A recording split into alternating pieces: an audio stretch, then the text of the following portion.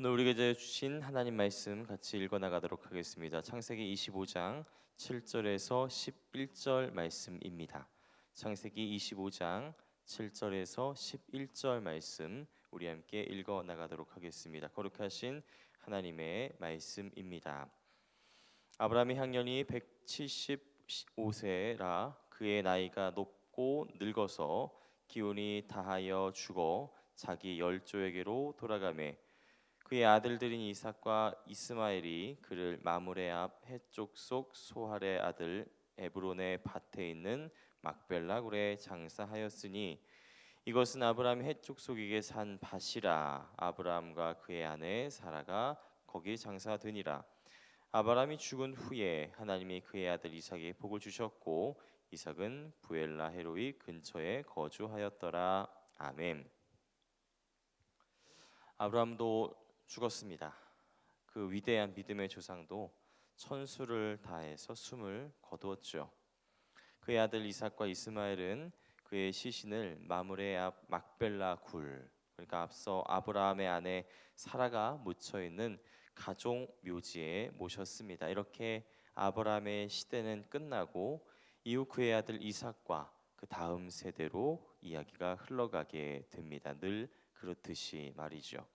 그런데 여기서 아브라함의 마지막 모습을 생각하면서 주목해 볼 부분이 있습니다. 바로 아브라함이 묻힌 이 가족 묘지 마므레 상수리 나무 아래에 있는 막벨라 굴에 대한 이야기입니다.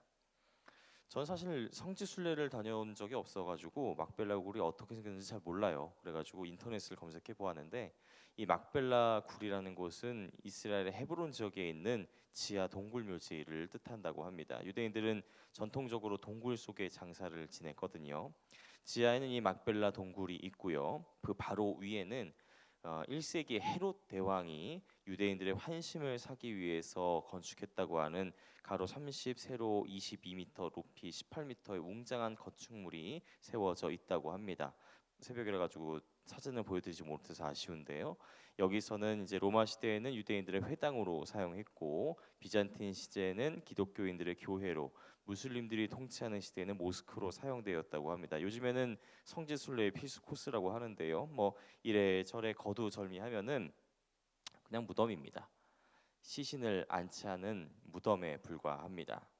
그것도 땅 자체가, 토지 자체가 어마어마하게 넓은 것도 아니에요. 뭐 대충 뭐 706, 그 정도 평방미터, 그러니까 평으로 치면 180평 정도 된다고 하죠. 이 성산홀이 한 그 정도 되는데 이 성산홀보다 조금 더 작은 그 정도 규모. 뭐 이것도 아주 작은 건 아니겠지만 그렇다고 어마어마하게 큰 거는 또 아니지요. 그런 이 막벨라 굴이 중요한 이유가 있습니다. 그건 바로 아브라함이 소유한 땅.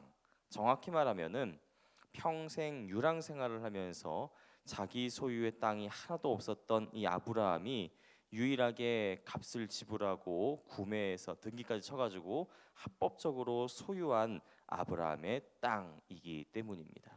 더 정확하게 말하면은 이 막벨라 굴은 가나안 땅을 주시겠다라고 약속하셨던 창세기 12장 7절 하나님의 그 약속이 실제로 이루어진 사례인 것이죠.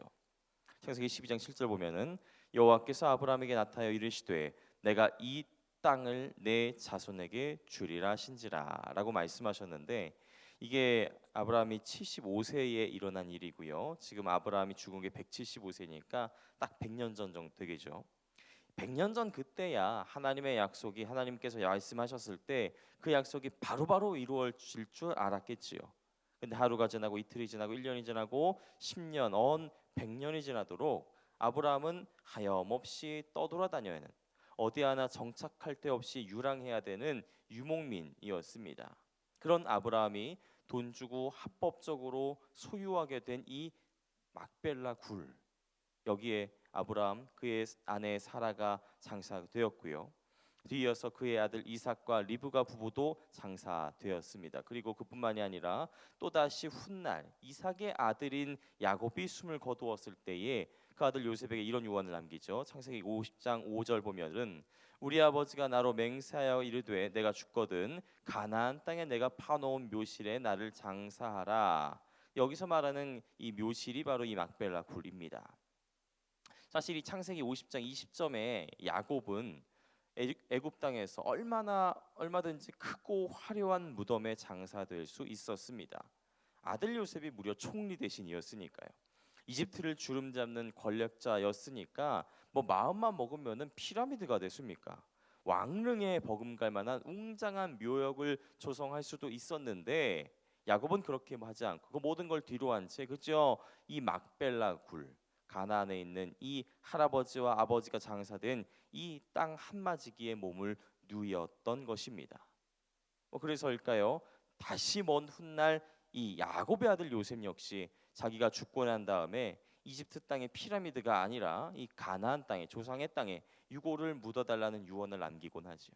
그리고 그 유언에 따라서 다시 훗날 이집트 땅을 탈출하는 출애굽 백성들 그들이 이집트 땅을 떠날 때 요셉의 유골도 같이 들러매고 나갔고요. 그리고 다시 먼 훗날 여호수아 24장 시점에 그 유언이 실제로 이루어집니다. 또 이스라엘 자손이 애굽에서 가져온 요셉뼈를 세겜 가나안 땅에 장사하였으니 이곳은 야곱의 크시타를 주고 세겜의 아버지 하몰의 자손들에게서 산 밭이라 이것이 요셉 자손의 기업이 되었더라. 이 요셉이 괜히 이랬을까요? 요셉도 알았던 거죠. 아버지 야곱, 그 아버지 이삭, 또 그 아버지 아브라함에게 주셨던 하나님의 약속. 가나안 땅을 너와 내 자손에게 주리라라고 하셨던 이 약속의 말씀이 실제로 이루어졌다라는 것을 요셉도 알았기 때문에 자신도 그 약속을 믿고 가나안 땅에 묻히고자 했던 것입니다. 이 모든 것에 거슬러 가면은 막벨라 굴이 있죠. 바꿔 말하면 이 막벨라 굴이라는 곳은 그저 땅 한마지기 땅이 아니라 그냥 평범한 무덤이 아니라 하나님의 약속은 반드시 이루어진다. 하나님은 뒤통수 치는 분이 아니시다. 하나님은 약속한 바를 반드시 이루시는 분이시고 그래서 신실하신 분이시다라는 사실을 보여주는 움직이지 못하는 증거가 된다는 것입니다. 성도 여러분, 세월이 지나고 시간이 흘러도 하나님께서는 반드시 약속을 이루시는 분이십니다. 성경에 말하는 바 푸른 마르고 꽃은 시드나 주의 말씀은 세세토록 영원합니다라는 이 말씀 그대로이죠. 바꿔 말하면 지금 내 눈앞에 크고 엄청나고 분명하고 확실해 보이는 그래서 딱 봐도 그럴듯해 보이는 증거가 보이지 않는다 하여도 실망할 필요가 좌절할 필요가 없다라는 것입니다. 막벨라굴 그 작고 별 볼 일 없는 이 땅을 통해서도 하나님께서는 가나안 땅 그 복지의 축복을 더 나아가서 복의 근원이요 아니 복 그 자체가 되게 하실 것이라는 이 약속을 이루시기 때문입니다. 이 오늘 불렀던 이 찬송가 545장의 가사 그대로이지요.